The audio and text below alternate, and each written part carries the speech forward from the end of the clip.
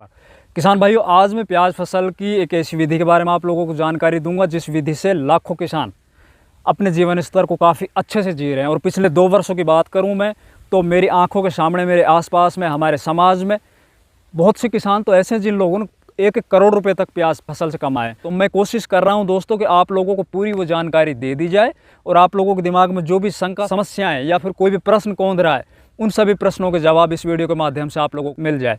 तो जितने भी किसान भाई हमारे चैनल पर नए आए हैं, जिन किसान भाइयों ने चैनल को सब्सक्राइब नहीं किया, कृपया चैनल सब्सक्राइब कर लीजिए, वीडियो को लाइक और ज़्यादा से ज़्यादा शेयर कीजिए। दोस्तों, रही बात करोड़पति किसानों की, तो मेरा प्रयास है मैं उन किसानों तक पहुंचने की कोशिश करूं। इस टाइम थोड़ा ये है कि कोरोना का समय चल रहा है, हर एक व्यक्ति के घर आना जाना संभव नहीं है। तो मैं कोशिश करूंगा शायद आप लोगों को जो अगला वीडियो मिले वो ऐसे ही किसानों का भी 1-2 वीडियो आप लोगों को बीच बीच मोटिवेशनल वीडियो के माध्यम से देता। अभी अपन बात करते हैं प्याज फसल की ऐसी वो कौन सी विधि है जो दूसरी परंपरागत विधि जो हमारे देश में चली आ रही है, जो ट्रेडिशनल तरीके से बोते हैं अपन 120 130 दिन में प्याज तैयार होती है हमारे देश में, और जो हम स्वयं इस खरीफ सीजन में या बरसाती सीजन में प्याज लगाने जा रहे हैं अगस्त महीने में। तो आखिर ऐसी क्या हम करते हैं कि वो 70 दिन में तैयार हो जाती है? तो वो नए किसानों को विशेषकर, या फिर जो किसान खरीफ फसल की प्याज करना चाहते हैं, चाहे वो पौध से प्याज लगाओ या फिर अपने जिन लोगों ने गंठियाँ बना रखी है या गंठियाँ खरीद रहे हैं वो चाहे उससे लगाओ, तो कम समय में बढ़िया क्वालिटी और बढ़िया बाजार भाव। तो मैं आज आप लोगों को 8 बिंदुओं के आधार पर समझाऊंगा इस वीडियो के माध्यम से। सबसे पहले अपन लेते हैं तो ऐसी कौन सी विधि है, जो पहला हमारा टॉपिक है। तो दोस्तों, हमारे देश में परंपरागत विधि क्या है? आप लोगों को पता होगा कि हमारे देश में बड़ी बड़ी क्यारियां बनाते हैं। क्यारियां लेके 20 फीट से 300 400 फीट होती है। तो हमारे देश के अंदर एक बहुत मोटी समस्या है, हमारे देश के किसान को वाटर मैनेजमेंट का नहीं पता। हमारे देश के किसान पीछे रहने का सबसे मोटा, जो सबसे इम्पोर्टेंट जो कारण रहा है वो यही रहा है कि उनको पानी का नहीं पता है कि सिंचाई अपन को कब करनी है, कितनी करनी है। वो 300 फीट लंबी क्यारियां एक जगह पानी छोड़ देते हैं, लंबी चलती रहती है। तो दोस्तों, हमारे पास वो टेक्निक नहीं है। हमारे पास टेक्निक है, आपकी छोटी क्यारियां होंगी, पानी बिल्कुल थोड़े पानी की आवश्यकता पड़ेगी। कभी भी दिमाग में ये बात बैठा लो कि पानी से कभी भी फसल नहीं होती है। ज़्यादा पानी से आपकी फसल ख़राब हो सकती है, कम पानी देने से फसल ख़राब नहीं होगी। पानी उतना ही दीजिए जितनी फसल आपकी मांग रही है। दूसरा जो टॉपिक होगा, खेत की तैयारी कैसे करें। हम सरसों लगाएं, चाहे गेहूं लगाएं या कोई और फसल लगाएं, वो लगभग मार्च महीने में या अप्रैल महीने में खेत हमारे खाली हो जाते हैं। अधिकतर जगह खेत खाली हो जाते हैं। किसान करता है क्या है, खरीफ फसल लेने से पहले बीच में वो एक फसल और लेना चाहता है। जैसे कि कोई मूंग लगा देता है, तो कोई मक्का लगा देता है, कोई कुछ लगा देता है, कोई कुछ लगा देता है। तो हम ऐसा कुछ नहीं करते हैं।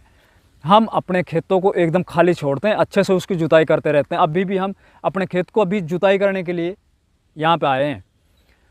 तो इसमें भी 3-4 जुताई हमारी हो चुकी है। अभी हम इसमें एक जुताई आज करके शायद इसमें आगे अभी देसी खाद डालेंगे।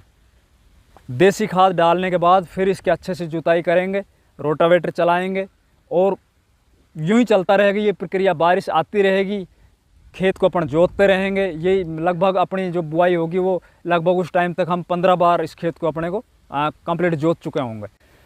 तो फिर दोस्तों, अब बात करते हैं फर्टिलाइज़र मैनेजमेंट की। तो फर्टिलाइज़र मैनेजमेंट, अब बात आ गई, खेत हमने जुताई भी अच्छे से कर दी, उसमें देसी खाद भी डाल दिया। तो अब फर्टिलाइज़र मैनेजमेंट क्या करना है? तो फर्टिलाइज़र मैनेजमेंट में जहाँ पे परंपरागत खेती वाले लोग हैं वो जितना फर्टिलाइज़र डालते हैं अपने खेतों में, उनसे हम आधा फर्टिलाइज़र डालते हैं। कारण क्या है कि हमारी विधि ऐसी, हम बेड पर प्याज लगाते हैं। बेड ये नहीं कि 3 फुट का बेड है, 4 फीट का बेड है।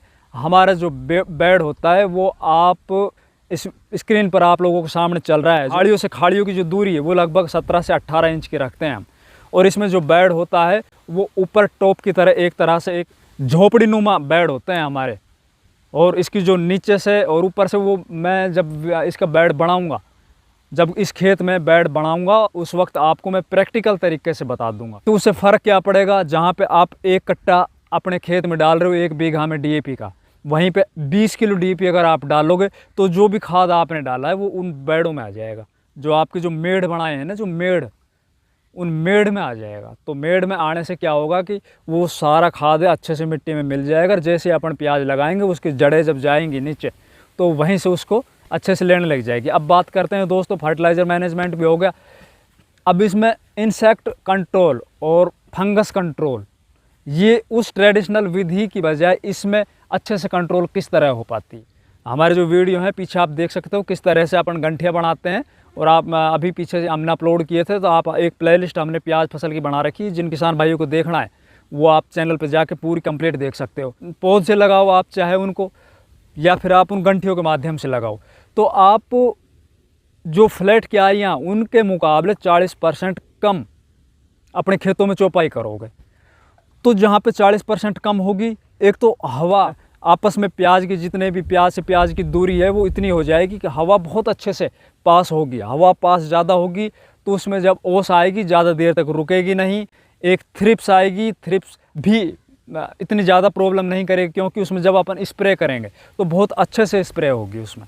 और जो दवाइयाँ अपन डालेंगे वो सारी इंसेक्टिसाइड या फंजीसाइड है, बहुत अच्छे से उनके अंदर तक पत्तियाँ होती है उनके बीच में गोब में अंदर तक नीचे तक चली जाएगी। साथ ही साथ इसमें फंगस की प्रॉब्लम तो बिल्कुल नाम मात्र की आएगी दोस्तों। रही बात दोस्तों झुलसा, तो झुलसा आप लोगों ने देखा होगा कि आपकी फसल एक दिन बिल्कुल हरी भरी खड़ी दिखाई दे रही है और दूसरे दिन आप जाके देखते हो तो प्याज बिल्कुल ऊपर से एकदम झुलसी टाइप हो जाती है, एकदम पेड़ी हो जाती है, जड़ जाती है। तो वो उन खेतों में ज़्यादा दिखाई देती है जिन खेतों में सघन पौध लगाई जाती है, जैसे कि क्यारियाँ होती है, जहाँ पे मैंने अभी बताया आप लोगों को पास पास में लगा दी जाती है। तो सबसे ज़्यादा ये प्रॉब्लम, क्योंकि एक पौधे में आएगी, एक पौधे से दूसरे, दूसरे से तीसरे, एक तरह से बैक्टीरियल फंगस है वो फैल जाता है पूरे पौधे में। अगर जब पौधे से पौधे की दूरी ज़्यादा होगी, बीच में उनका गैप वही 15 से 16 इंच होगा, तो ये प्रॉब्लम नहीं होगी। अब बात करते हैं दोस्तों किसमें क्वालिटी और साइज़। तो क्वालिटी की बात करें तो क्वालिटी इतनी गजब बनती है, आप लोग देखिए, हमारे पीछे वीडियोस भी हैं जो हमारी अभी पीछे तैयार हुई थी प्याज, बहुत शानदार प्याज बनती है। जहाँ पे आपकी क्यारियों में कहीं पे मोटे साइज होगा, कहीं पे छोटा होगा, मेड़ के साइज मोटे होंगे तो बीच में छोटा होगा। लेकिन इस विधि में जो हमारी मेड़ वाली विधि है, इस विधि में आपकी जितनी भी प्याज होंगी सब एक साइज़ की नहीं। अब बात करते हैं दोस्तों रेट की। तो रेट अभी अपन जो खरीफ सीजन में लगाएंगे, हम लगभग 15 अगस्त के बाद इसको लगाएंगे और ये 70 दिन के बाद निकलेगी। तो आप पिछले रिकॉर्ड देखिए, आप प्याज फसल के कोई भी रिकॉर्ड देखिए, जब भी प्याज फसल के एकदम हाई रेट होते हैं, बाज़ारों में एकदम आग उगलते हुए रेट होते हैं, वो नवंबर माह में ही मिलते हैं या फिर 15 अक्टूबर के बाद और 15 नवंबर तक, एक महीना है तो पक्का आपको कन्फर्म है रेट मिलना। क्योंकि उस टाइम तक एक तो जो पुराने जो रबी फसल के स्टॉक होते हैं वो स्टॉक है वो ख़त्म हो लेते हैं, या फिर बरसात की वजह से जो गवर्नमेंट बफर स्टॉक बनाती है वो भी ख़राब हो जाते हैं। किसानों के घरों में प्याज होते हैं वो भी ख़राब हो जाते हैं। तो जहाँ पे सन 2019 में 150 रुपये किलो तक भी प्याज भी बिका है हमारे अलवर डिस्ट्रिक्ट का, वहीं पे पिछले साल भी 60 रुपये से लेकर 30 रुपये किलो के बीच में अधिकतर प्याज बिके हैं।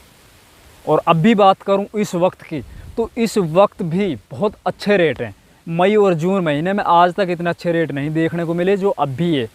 तो जितने भी रबी फसल, बरसाती फसल या खरीफ फसल की प्याज की तैयारियां कर रहे हैं किसान भाई, आपके मन में अगर अब भी कोई दुविधा हो, कोई प्रश्न हो, तो कमेंट कर सकते हो आप, और कमेंट से हम आप लोगों को जवाब देंगे। आप हमें इंस्टाग्राम पर फॉलो कीजिए, फेसबुक पेज हमारा उसको लाइक कीजिए। बहुत से साधन है हमसे जुड़ने के, आप सीधे भी जुड़ सकते हो। और आप लोगों को जो एक बहुत बड़ी मांग है, क्योंकि लगातार हमारे पास जो कमेंट्स आते हैं वो सबसे ज़्यादा कमेंट्स आते हैं फ़ोन नंबर की। तो दोस्तों मैं बहुत जल्द आप लोगों को एक ऐसा फ़ोन नंबर भी प्रोवाइड कराने जा रहा हूं जो 24/7 आप लोगों की सेवा में समर्पित होगा।